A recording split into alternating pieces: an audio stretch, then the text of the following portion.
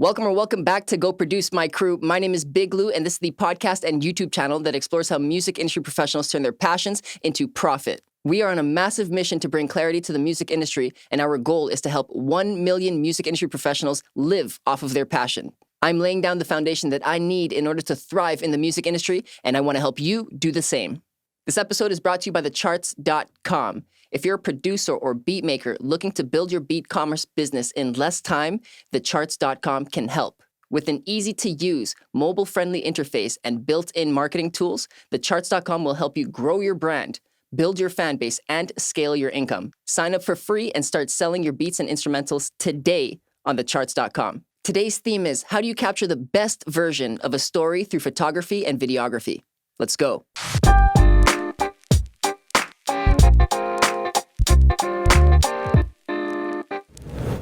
We've got award-winning filmmaker and photographer Karen Summers, specializing in story-driven branded content and documentaries. Working out of her Los Angeles and New York-based production locations, Karen has traveled the globe producing powerful content for major studios, agencies, and companies. Well-versed in working across various platforms, including theatrical, broadcast, and digital, some of Karen's clients include the Walt Disney Company, NBC Universal, ABC, PBS, Amazon, and the list goes on. Go produce. This is Karen Summers. I feel like I'm playing a really good video game right now. This is the new world that we're living in. You know, everything's super interactive. We got to have some fun with it. I love that. I love that. Beautiful, beautiful. Well, thank you, Karen, so much for being here. So let's go ahead and make the most of this and go produce, shall we? Yes, let's. All right. The first segment that we like to start off with is called The Basics.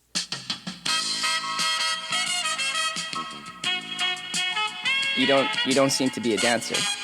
Oh, sorry. I didn't realize that it was a dancing element. Sorry. We'll just pick up on that later on. We've got the opportunity to do better. No, I'm so focused on getting my audio right for y'all that I'm much more, I'm a production person. I'm going to be looking at the widgets of production, not at the performance. I'm just telling you that right now. It's habitual. I like it. I'm going to give you a second chance to dance. Okay, here we go. Oh, she's getting into it. Beautiful, beautiful. I love the energy, Karen. This is The Basics. We're going to start off with my favorite question. What is your first musical memory? Oh my gosh. Mary Poppins. Mary Poppins. What about Mary Poppins? Mm-hmm. Just the movie itself? Is there a specific scene? No, the movie itself, I was 4 years old and I went down to one of the theaters actually in London, Ontario. We had just moved there when I was 3 and we went to my very first movie and it was Mary Poppins. I mean, who doesn't like a spoonful of sugar or supercalifragilistic? I was just invigorated walking out of there. I think I skipped out, in my little sandals and little sundress. It was phenomenal. It's very cool to hear that because Mary Poppins was very much a part of my youth even.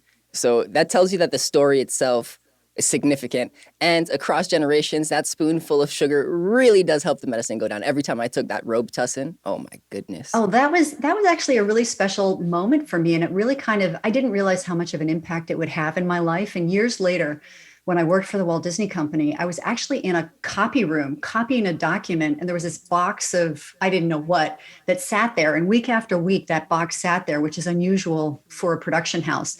Finally, I cracked it open just out of curiosity. And it was all these original compositions from all of these Disney musicals that somebody had left there, forgotten that it was there.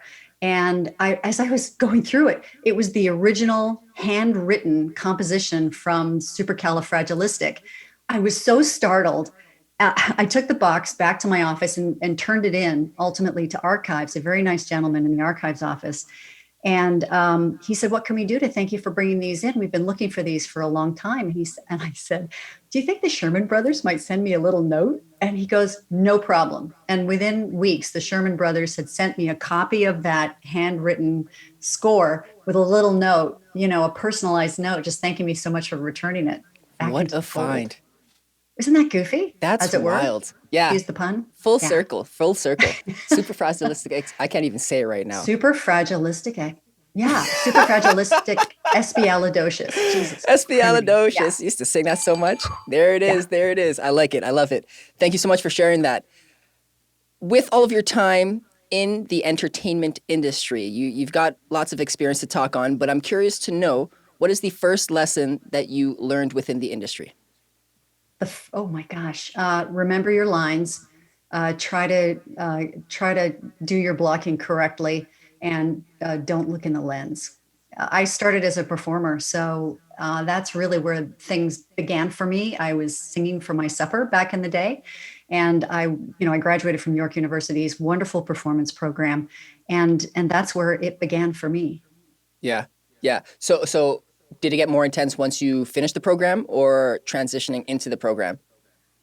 The whole thing, I think, for being an actor, anyways, I'm not an actor at all now. I haven't been for many, many years, but I think for young actors, it starts the moment you start giving public performances, really. And there's such a high degree of competition, no matter what you're auditioning for, no matter what you're trying to do, what you're trying to get into, whether it's school or just auditions in general. I think the pressure is consistent, and I find that across the board, anyways, with the world of production and the world of entertainment. And I personally thrive on that kind of pressure. I find it exciting, and I can't imagine living life without it, honestly.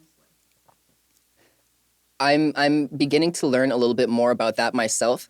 I transitioned into this world a little bit later on in my life, but it does have a way to just it almost encaptures, like, it engulfs you in a way, and unless you're fully content just being in the deep end and just trying to navigate out there, then this really isn't for you, because it's far from stable. I mean, not a Yeah, lot is stable that today, is but that is definitely one of the things that I think everybody tries to impress upon you, how unstable things can be. And that never quits, because as you work your way up the food chain, the air becomes just a little bit thinner with each step. You've got more and more competition, and there aren't as many jobs higher up. When you're above the line, as it were, which is a reference to call sheets. Once you're above the line, those jobs are farther and fewer between as well. So it just depends on how ambitious you are, and in terms of finding your tribe, that's a really important thing, I think, within the entertainment business, the film business. And back in the day when I was living in London, Ontario, my family's very colorful. They're loud and proud immigrants of all stripes, and I loved living in London, but it felt too insular for me at the time. And this is going back more than a few years. I grew up in the 60s and 70s in London, Ontario. awesome. And I just couldn't wait to get out. And now when I go back, I'm just like, I just look around and go, this is the most beautiful city. Why would anybody want to leave? You know? It's cool because a lot of the things, or a lot of the stories that you're talking about, come full circle. Do you visit London still? Just Oh briefly? yeah. My parents are there. I've got many relatives there. So, and the majority of my family are in Canada still, whether that's Vancouver, Toronto, London. And I'm working on a couple of projects, actually, that are based on family stories that originated in London, Ontario. So Oh, cool. that's been super fun, Yeah. actually. And since you have family and some people still here in Canada that you're working with on projects, would you consider them to be still part of your tribe? I'm wondering, because Oh you yeah. want to find a tribe that stays with you throughout, the most amount of your career, because you can grow with them and you can develop together. I'm curious to know, how did you really find that tribe, and how were you able to maintain them for this period of time? My friends go back a long, long way, and I am very lucky in that I have very good friends. Most of my friendships go back 30, 40 years, believe it or not. I'm 58 years old at this point, so I've had plenty of time to curate friendships, and it really is critical as you go to hang on to the friends that really sort of are loyal and funny and maybe don't take you too seriously, because this whole business sometimes, artists that are coming up in it, we sometimes take ourselves a little too seriously, because it's kind of a serious business, even though at the end of the day we're kind of playing. Once you start getting paid, and once you start getting clients that really need results, sometimes the pressure can be a little too much, and or not too much. It just, the pressure is what it is. And so having friends that understand that pressure and can help you, laugh it off and have some fun in life is incredibly critical. And those friends actually that I made in Toronto when I was coming up through school, I still, all during COVID, I've been hanging out twice a week with all of the alumni of my class, my performance class at York. And these are people that I really love and hold near and dear. And they don't take me too terribly seriously. And I really like that about them.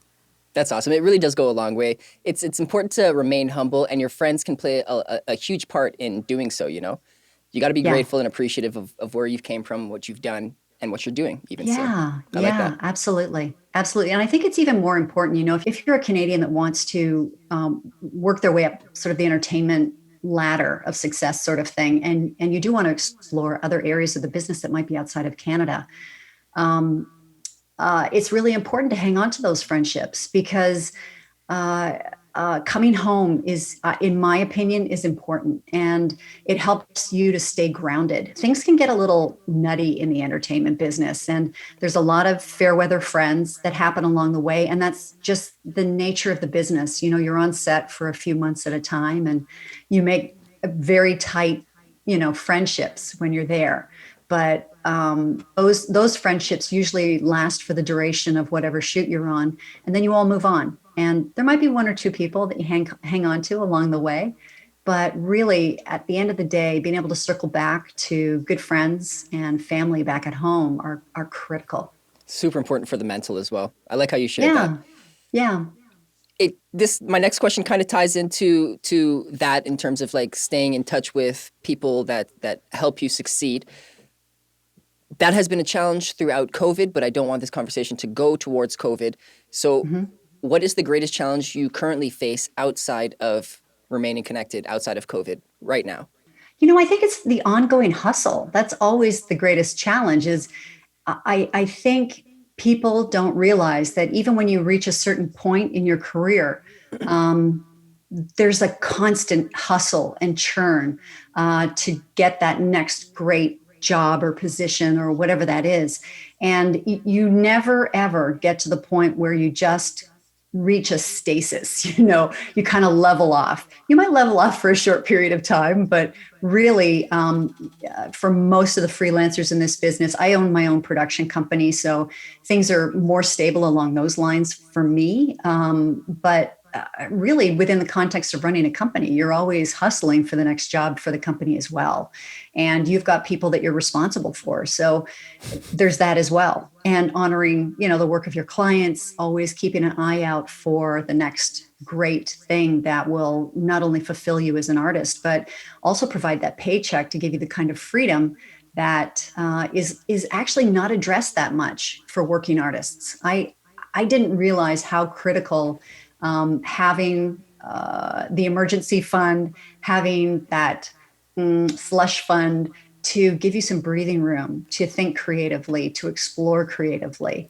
I didn't understand that concept well enough when I was younger, but I certainly do now. And I encourage everybody that's working their way up to never undercut themselves as best as you can. Don't undercut yourself.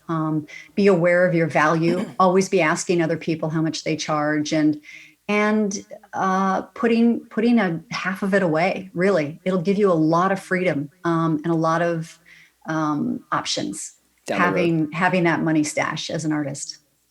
It's really critical. A lot of artists struggle with money management. That's a whole other podcast that we can go into. Oh yeah. But that's it's very real. It's very real. And one of the other guests that we have on this season actually said a very similar answer. It's time management, it's energy management.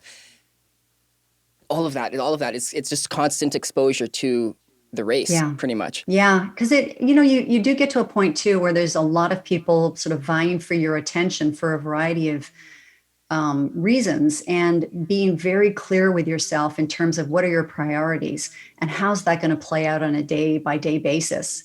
And that also, like, I was a big list maker, still am, but on a day-to-day basis, what helps me a lot is having some quiet time in the wee hours of the morning. I'm an early riser, and just kind of having that moment to take a breath and to center myself and to take a look at the day and then look at the day through the lens of a creative. What are my creative objectives? What am I able to fulfill today? And really kind of prioritizing how that day is potentially going to flow out. And this doesn't include shoot days. Shoot days have a whole other agenda that I'm not always controlling. I've got an AD controlling it. I've got a line producer controlling it and a producer.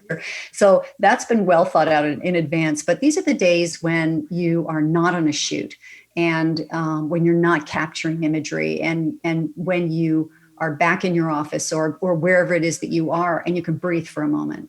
Are you fulfilling the things that are going to make you super happy at the end of your life? Like, what does that look? Is that whole thing of sort of looking back on your life and planning for the end? Really, Absolutely. What do you want to see? What do you want to see at the end of your life? What will you have regrets if you don't do now? Because it's all about the now. It's strategic. It's strategic thinking, and I mean, very much. It's not a secret anymore. If you really want to figure this out, just apply that. Yeah, it works that way. I like that. And artists, I don't think artists are terribly good at it. Some are, but you almost you have to be a left and right brain thinker, right? Yeah. And that is very tough. I do a lot of mentoring along the way with creatives, young and old, and that's an ongoing theme. This getting lost. Really sort of getting lost in different periods of your career, whether that's financially or creatively. And then how do you get back on track? And that's a really interesting conundrum that I think filmmakers, creatives will hit again and again and again in their career. All right. So the next, that was a plethora of information, by the way, in the basics. I want to say thank you so much for that. A lot of knowledge has been acquired. The next segment is called the speed round. In the speed round, what we're going to do is we're going to throw 20 questions at you, and you're going to answer them with only one word. It's yes, no, both, maybe, the beach, whatever the case may be. Afterwards, you could justify it. Deal? Deal. Pow. What is your favorite music genre? Yacht rock. Video editors love being part of the creative process. Yes. Okay, so to make this a little bit more fun, you have to answer fast. Oh, sorry. I was like, how do I parse out that answer? I can't answer it in one. Okay. I'll be faster. I guarantee. Well, I can't guarantee it, but I will try. We'll try. Yes. All right. What is your favorite animal/plant? Dog. Who is an artist that you currently find the most exciting? That's a good question. Oh, that's more than one word. Than one word. Amy Schumer. Amy Schumer. She's fun. You've traveled globally shooting inspiring and meaningful stories around the world, yes? Yes. What is your favorite time of day? Sunrise. At the end of the day, you want a nice big glass of? Vodka tonic with just a splash of lime. You were prepared for that question. Mm-hmm. Your full-service creative media studio that specializes in producing branded content, commercials, social media storytelling, documentary features, and series is located where? LA. LA, Los Angeles. If movie is to watch, then Netflix is to? Gobble up. Oh, that's 2 words. I like where your head's going. Do you prefer to read or to watch movies? Come on now. Both. Both. Boom. That's a word. It was never the same after that first TLC wedding series. Yes. Agreed. I understood the thought process. Where's the next vacation spot? Oh, God. South Pole. Whoa. Do you have any nicknames? Yes.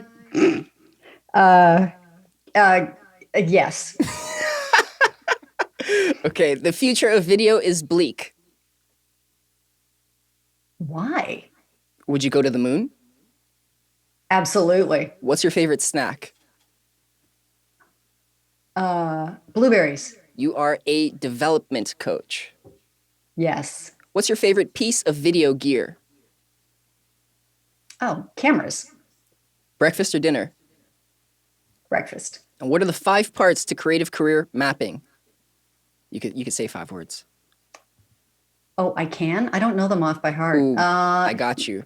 Yeah, you did. 5 steps. Just go to my website. Oh, I got you. Been there, done that. Curiosity, courage, focus, accountability, and productivity. Oh, thank you. Yes. That sounds brilliant. Yeah, whoever came up with that, sheesh. I like it. Okay, so that's the end of the 20 questions. You made it through. No scars. Congratulations. I don't know. I think I need a Band-Aid on that one. I'm not too sure. We'll be more delicate next time. Did any of those questions stand out to you, Karen? Oh, those questions are just a reflection of they are a reflection of a life. That is for sure. Um, though I would like to point out one of the most important and influential people in my life is my husband, and he never gets enough cred. He's my best friend, and he's been a really wonderful influence for a woman, myself, working in Hollywood. Couldn't have done it without him. You need that extra support, hey? Yeah, everybody does. I'm not kidding. The network that you have coming up in this business, you better lean into it and lean into it hard. The tribe is everything because it's intolerable doing it, alone, as it were. And it's going to be those people that give you a warm handshake into the next job. And it's going to be those people that you can cry all over when you fall down on the job, because you're going to fail a lot. Oh, and, absolutely. and I think that's the other thing that people forget is just how much you're going to fail. It happens. It happens. It's inevitable. And if you're uncomfortable with that, get out of this business fast or adjust. It's a necessity. Yeah, but you know what? In any career, this is a necessity if you have ambition and you want to learn. Growth, yes. And honestly, that's the only way that your brain is going to develop as well. It's myelin in the brain that basically builds up. It's, Einstein had a tremendous amount of myelin in his brain, and myelin builds up by basically falling down, by failing. It is in the standing back up and doing it again that the myelin keeps building, and you become literally that 10,000 hour genius. That's how it goes. But it takes a certain amount of courage and really humility and that willingness to be embarrassed consistently throughout your career. I am the queen of embarrassment, for sure. Oh, yeah? I have perfected that, yes. Prove it. What's the most embarrassing story that comes to mind right now? Farting on set in front of all my bosses. Yeah, for sure. Yeah. Perfect. And that was I back in the day when I was a writer, producer, director in reality television. We would have some very, very hot days on set. And if it gets hot enough on a set, I don't know what it is, but human bodies don't always coordinate with what your brain wants them to do. You just get overheated. So thus the, a little slip. The tweeting out one's rear end. Yes, that was a real low point in my career, that one. Yeah. It brought everyone a good giggle, though, I'm sure.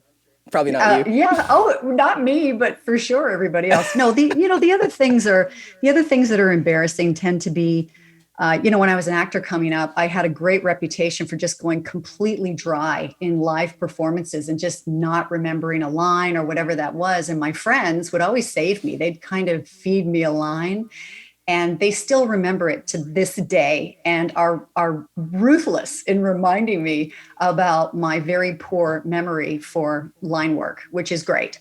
But there's plenty of other things that happen along the way. That, I don't know. It seems like we all come up with some incredibly inventive ways to kind of screw things up, but walking it back, correcting, and apologizing. Apologies are always necessary in this business too, because screwing up is going to happen. Yeah, you move fast. We're all expected usually to do tremendous amounts of work in a very short period of time.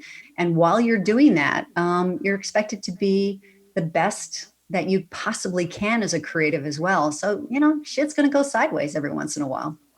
Yeah. And if it doesn't, I'd be a little concerned. Like, who is this person?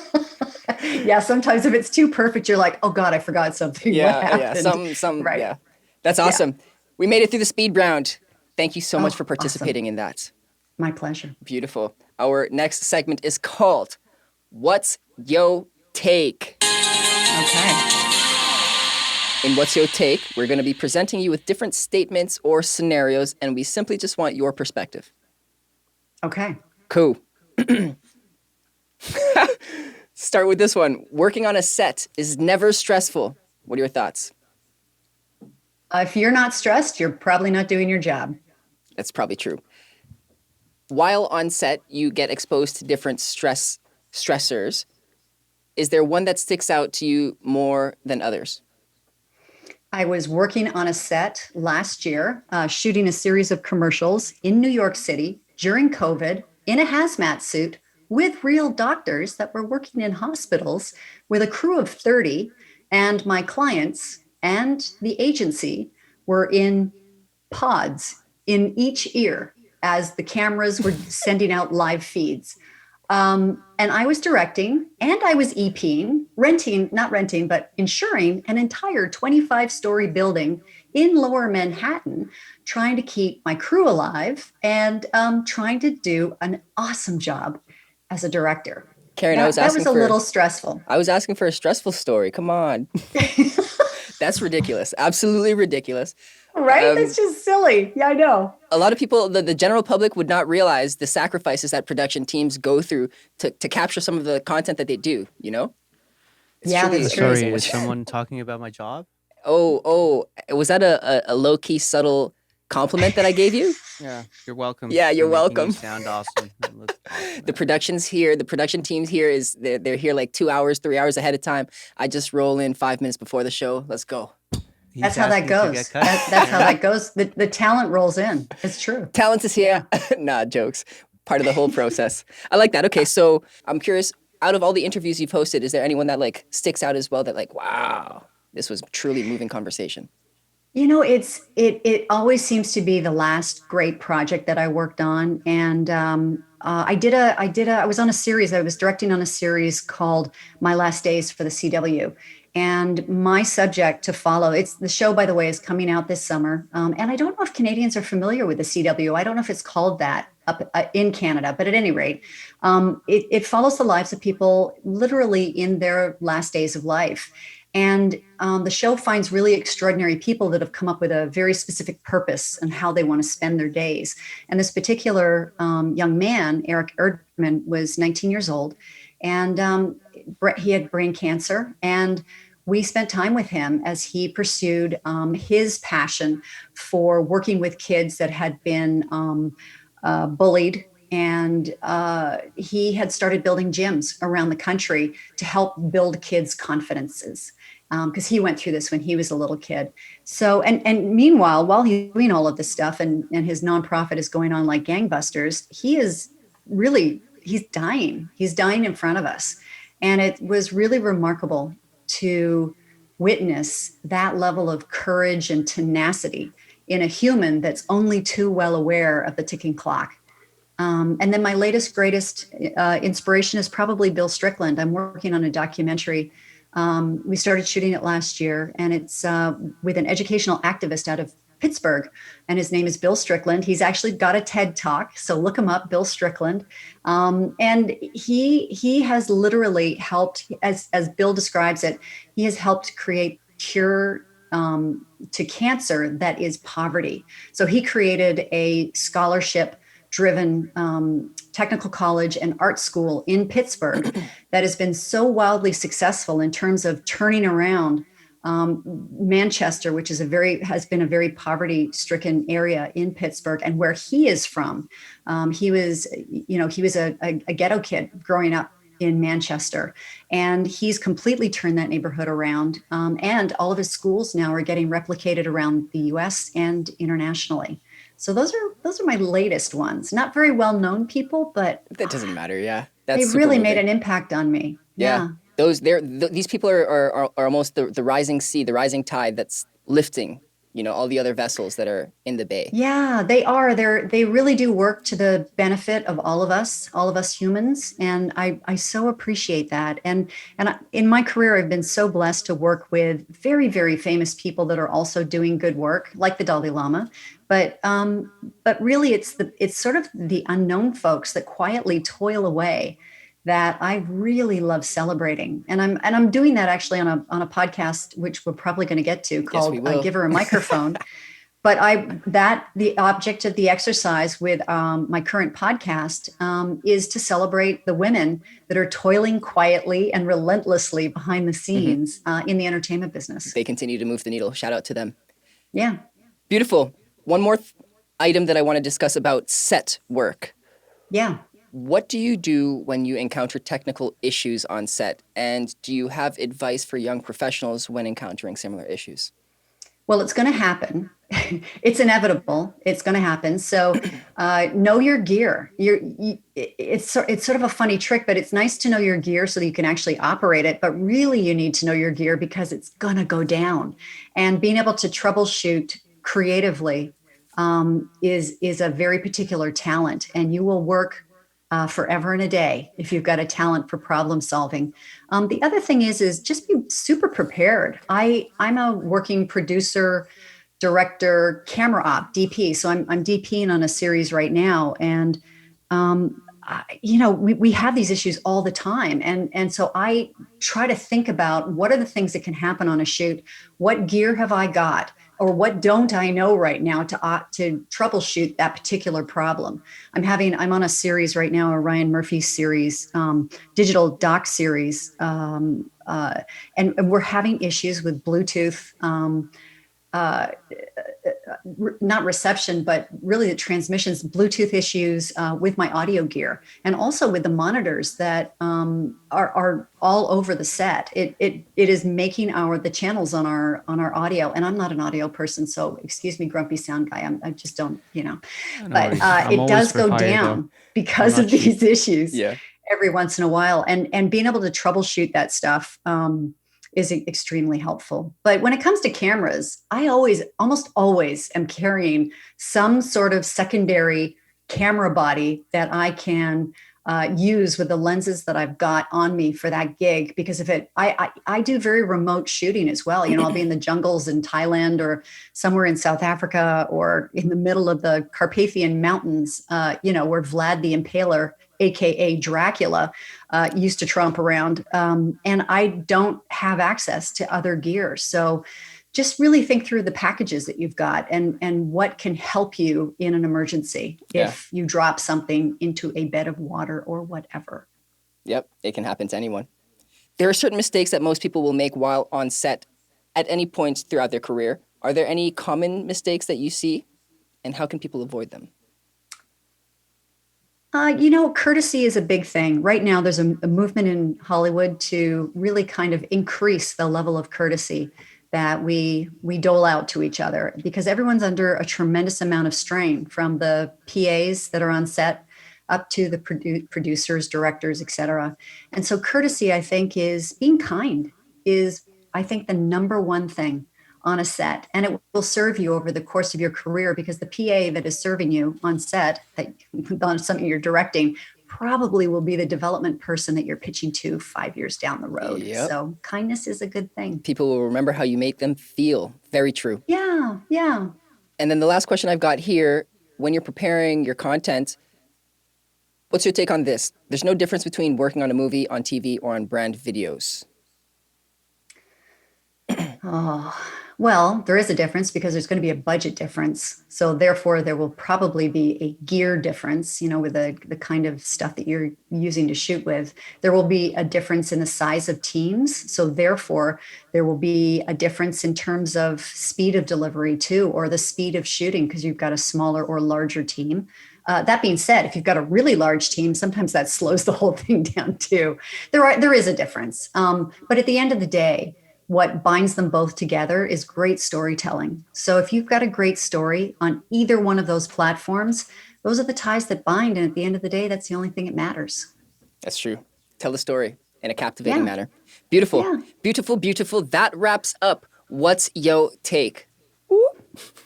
We've got a next segment. The next segment is called Community Queries. And what this is we've got fan questions that they sent up a little earlier, and I've got the videos. I'll play them for you. If you can't hear them clearly, I'll repeat them for you.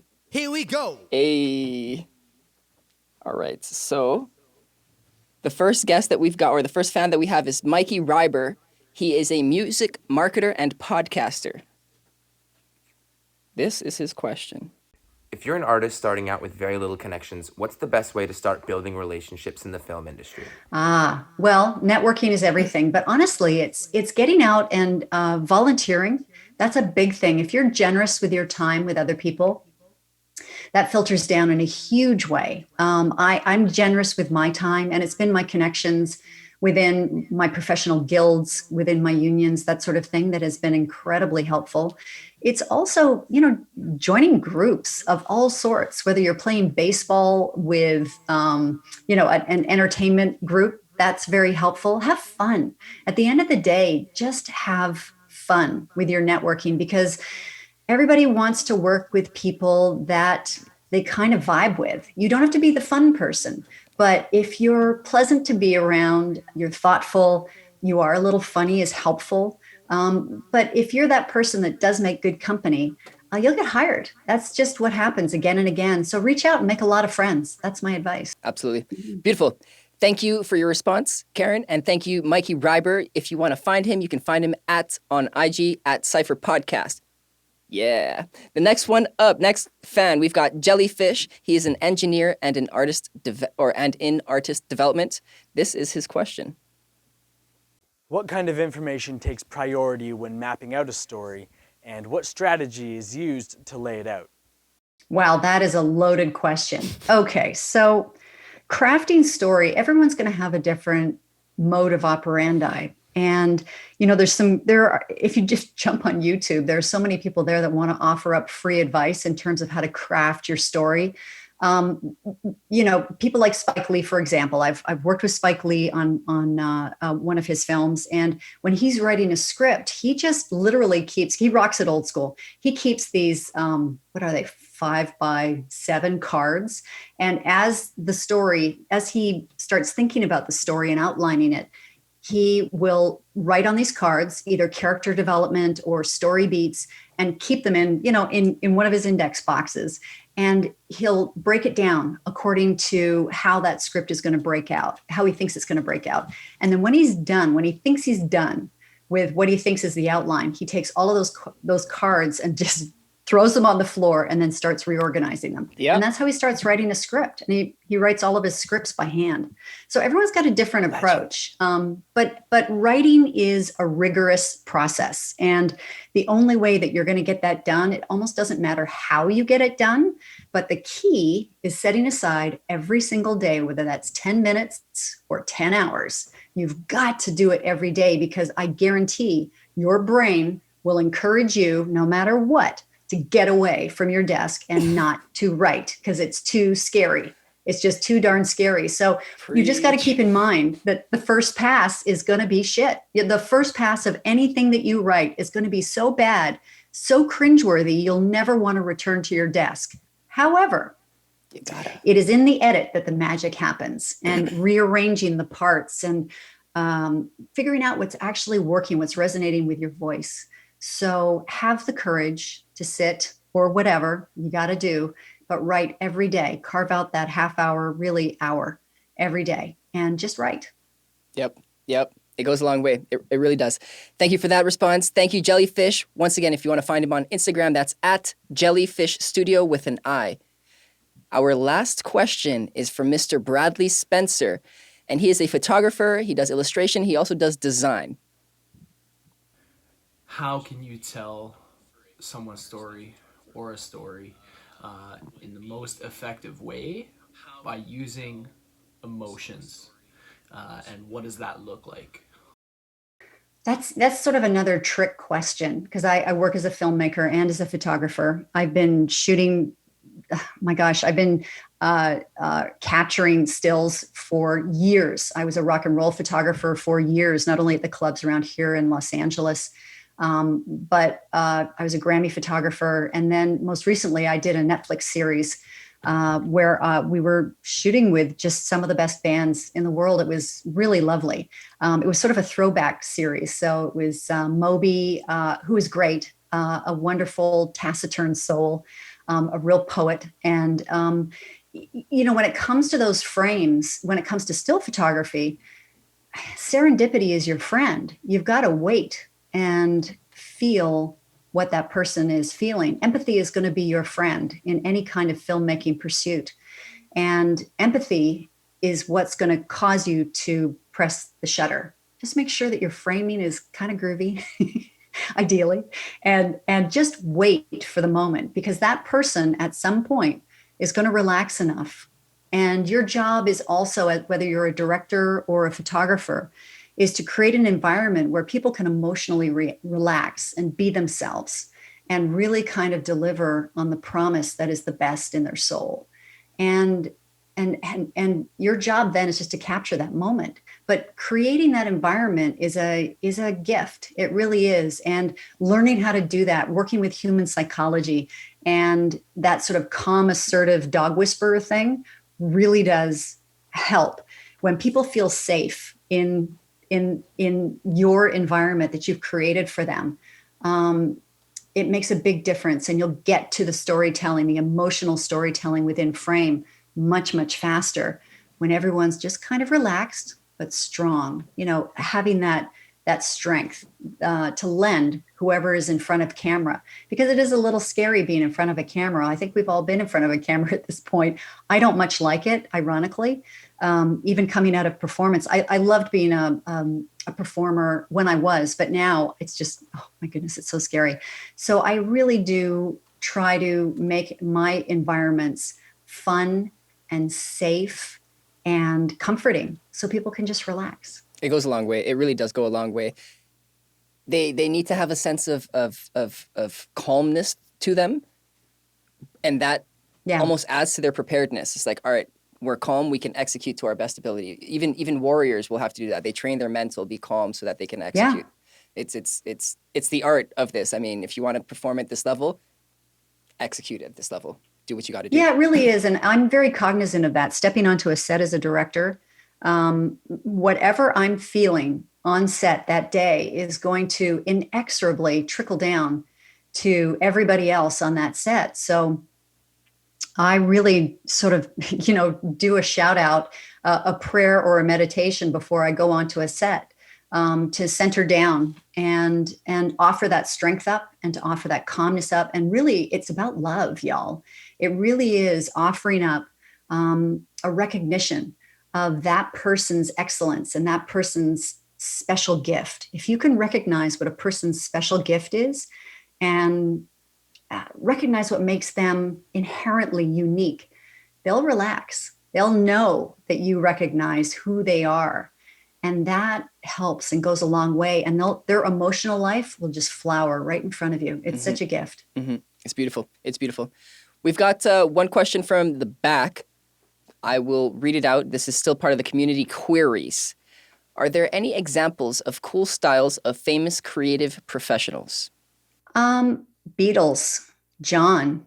I saw, not that I've never met the man, but I saw in the Rock and Roll Hall of Fame, I saw this beautiful display that they did of his songwriting process. And John's songwriting process is probably fairly common to any working musicians that are on the road, because you have long periods of time when you're on the bus or on the plane or you're traveling, or in the laundromat, cleaning your drawers. You just never know. You have those periods of time where you're not performing, which is the bulk of your day.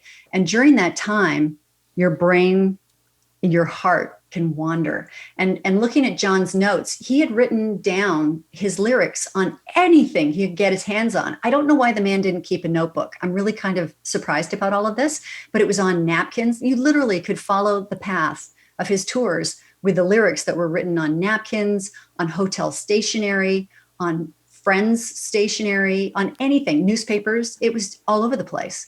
But it made for such a charming, deeply insightful road to follow on his literally on his creative path as he was touring. So that's another way. That was another sort of artist's journey that I've been really inspired by. I don't want to do it myself, by the way, but I really loved that he did it. There's a deeper appreciation to get to see someone do that and actually carry it through to fruition. Yeah, my husband he was a label artist for many years. and toured a lot. I would go out on tour with him every once in a while, go down the rabbit hole with him every once in a while. And, you know, when they were writing, they'd be on the bus and they would be riffing and being inspired by the different places that they were in and writing about the people that they met along the way. And I was really always inspired by their concentration, by their way of focusing. I experienced this, and I think filmmakers experience this when you have to sort of dance in the eye of the storm when you're on set, when you're directing, or when you're performing. You are surrounded by a swirl of activity and energy, and being in the heart of that storm, it's quiet and contemplative. But finding the eye, getting out of the storm and finding the eye is a trick. And that tends to be a lifelong process for most artists and most artists kind of avoid it because it's sort of like you're looking for it, but for whatever reason, your brain is like, does this mean I have to sit still? Not necessarily, but getting that feeling, whole body feeling of calmness and focus, no matter what's surrounding you, will always serve you as an artist if you can manifest that point of being again and again and again on a daily basis. So essentially what I'm hearing here is you have to have control and maintain control. And one way that I really find would help do this is through meditation. Yeah. Is this something that you're familiar with, something that you practice? Very, very much so. But, you know, it's almost like you're looking for control through the lack of control, right? Through it's the chaos, that Zen yes, of thing. course. Yeah, it's that. Because if you can let go and let God, as they say. And I'm not a religious person, but if you can let go and let the muse in, which is an Elizabeth Gilbert thing, who wrote Eat, Pray, Love. If you can let the muse in, welcome him or her to the door and crack the door open and let them come in for a while and sit. Let them whisper in your ear. It's really about you creating that space to let the muse in so you can actually hear them and what they would like to impart to you. That's a philosophy too. It's a magnificent process. You have to just accept. Sometimes you might not be happy with what the muse has to say, but that's part of the process as well. It's your job to kind of weed through the musings, as it were, to the core of the story. But, you know, we all struggle with it, honestly, whether they're professional writers or not. All of us struggle with finding that moment of serenity, as it were, or focus to allow the muse to do their job so that you can write it down. And it's a big deal. Most of us avoid it. So don't avoid it. Composers, writers out there, you're not alone. We're going through this struggle together. We're all going through the same thing. Yeah. Beautiful. Fantastic. That is Community Queries. What we're going to be doing next is we're going to be hitting our final segment of the show. The segment is called Clear the Air. Wow. I definitely thought we were going to change up that transition music, Grumpy, but maybe you'll keep up next time. What would you like me to play, man? You know what? I'm over it. We could just move on. That's awesome. Alrighty, Karen. So in this segment, I'm going to be bringing, in this segment, I'd like you to bring clarity to these more dense questions. We only have a couple here. We'll be wrapping up relatively soon. Cool? Cool. What is the main difference between working with a small production group versus a large one? You mentioned budget at first, but outside of that, what are main differences? You know, I can only speak from a producing directing standpoint. There are just more bodies. So there's more you have to have a lot of trust in the people around you when you have a large team to navigate with. And so you really have to trust your heads of departments. Whereas with a smaller team, you might be the head of all departments. You might be it. And you know, last year was a good example, really, to me. I was working with crews of all sizes because of COVID. You know, we're trying to keep the numbers down, but were plenty of examples where I was working with teams last year that ranged from 5 to 150. So it was just sort of like, you know, you just have to have a great deal of trust for the folks that you're working with a bigger team, knowing that they can do what they have signed on to do. Smaller Right. teams, you can wrangle a little bit more and control a little bit more along those lines. Yeah. I Yeah. think that's the biggest difference. Interesting. What about the culture? Yeah. Do you see any differences across culture, or is that just team specific?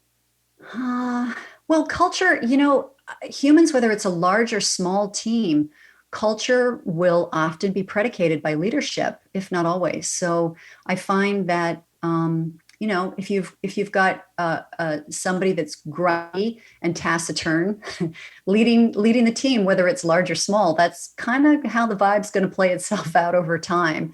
And the same thing goes for calm assertive leadership, where there's clearly a lot of love for the team. That doesn't mean you're not going to have bumps along the way, but it does make your life on set easier by having that kind of leadership. And that's the kind of leadership I like. That's not always the kind of leadership that other people like. They like there to be some topsy-turvy turmoil going on, because that's how they get their creative juices going. Me, not so much. I really prefer that we have a relatively calm, well-oiled machine on a set, because it allows me as a director to really put my full focus on the creative instead of being distracted by anything else. So that's how I like to roll it out, and typically that is how my sets roll out. Yeah. Nice. That's more my speed too. I mean, I do appreciate the chaos from time to time, but I need a little bit of time to step off from that. The organization goes a long way. Yeah, no, there's plenty of other time in a creative life for chaos. That's always what you're sort of fighting against for me, is the chaos, because that makes everything go sideways if it goes on for too long. Yeah. But yeah, the calm is a good thing for me personally. Yeah, same. Clear the air on this. Creative people. How do you get the most out of them while working with them? You said that as a director, you've got to create the environment. Do you say things to people? How do you go about doing this? I think it gets back to empathy again. It's really being able to read people pretty quickly, pretty effectively. And, if you're going to be hiring and bringing in your department leads, if you don't already have relationships with them, you'll form one pretty quickly. So that you know what your tastes are, you'll know how the other person operates, and empathy goes a long way. That doesn't mean that I'm serving the needs of the crew. The crew's serving the needs of the story, as am I. And I try to make that really clear to anybody that's working on my set, is that they're not there to serve me. We're all there to serve the story, and having that team effort of serving a great story really helps to bring human beings together. And the ones that aren't really there to do that, they become apparent pretty quickly. Yeah, or you cut them. And I've become very adept at firing people, as it turns out. So I'm always for the entirety of my career, I've always been the person sent in to fire people, because I'm very philosophical about it. There's a right fit for everybody. And this just might not be the right fit for that particular person. Yeah. So they've got to let go and go on to the right fit. I always congratulate people whether they get fired or they quit. I mean, this is a new opportunity. Just seize it. I mean, whatever. Is that why you it could be poor, congratulated but me at the beginning of the episode? Are you going to fire me? because we're firing you. We weren't supposed to talk about this live, but I mean, we can. Karen, do you mind cutting him? No, good Lord. We all of us will get fired at some point from a job, because we're creative people and it might not be the right fit. I have been fired several times, whether I was actually aware of being fired. Sometimes it's called other things, but at the end of the day, if you're not doing the job and you're not getting paid suddenly, it's really, you've been fired. Yeah. So, and that's always a hard thing to take, but I think you have to be very philosophical about it and just hold the faith that if you have creative vision, if you have a strong sense, a strong point of view, that point of view will find you as you go to seek it out. Mm-hmm. And there might be some bumps. Well, guaranteed there's going to be bumps along the way. But just don't take it personally. Absolutely. Without the failure, you're not really moving forward. So that's yeah, it. that's what they say. I really wish it wasn't like that, but it kind of is, because you learn so much more in the failure. Absolutely. Our last group of questions. we want to dive into the podcast that you briefly mentioned, Give Her a Microphone. And you also did mention that this podcast celebrates women in the entertainment business. Yeah. We also mentioned in the speed round that your life changed 15 years ago after that first TLC wedding show. So how did the two relate? I realized doing reality television that I didn't want to sleep under my desk anymore in the pursuit of telling somebody else's stories. And when I say somebody else's, I didn't own them. You know, it wasn't my show. I was so happy to be part of that crew and part of that show. And I learned so much along the way. And it was, in fact, on that show that I met my co-producer and co-host, Shirley Jackson. She was line producing and I was story producing. And all these years later, we are now producing a podcast together. So that's one of the things that changed. But I made a concerted effort. After that last show, I'd been producing a lot of reality programming that I realized that just wasn't how I wanted to spend my life. I felt it was too destructive culturally. And so I ended up jumping, feet first into documentary filmmaking and into photography. And that completely changed things for me. I ended up becoming, a Grammy photographer and doing a lot of really fun things along the way. And I opened my own business and jumped into that. And there were so many more opportunities for me once I committed. And I think for all of these women, we try to speak with women. We speak with women that are working on every level of the entertainment business, whether that's here in the United States or in other countries. And women are not very good at tooting their own horns. So I'm here to do that for them when they're not going to do it otherwise. I think is a really important thing. I'm here to listen. Yeah, it's, women and folks of color right now, we're being given and taking more opportunities than ever we've had before. That being said, the numbers are still extremely low in terms of women being employed in Hollywood. I think 11% of all the directing jobs right now in film and television are going to women, which is about par for what it has been the last few years. Same thing for writers, producers. It's a little bit higher, but not by much. And if you're a woman of color, goodness knows it's even tougher. So it's kind of a funny time right now because all of us that have production companies are actively and have been for quite a while actively looking for women and folks of color to take the lead in all of our different positions within our shoots and that sort of thing. There's such a direct connection between creating opportunity, diving into opportunity, and excelling to get to that point where you are award-winning and you have an amazing portfolio. That can only be facilitated. An amazing career can only be facilitated through opportunity. So all of us have to support all the rest of us in doing that. Support. What a fantastic way to draw a conclusion on that. Without the support at any point in time, I mean, you started off with mentorship. You said that you've got support from your family. You shouted out your husband. You're shouting out your team. Like every single player throughout this process is very integral. If they're not necessary, they definitely wouldn't be there. So without the support, really, we can't do any of this.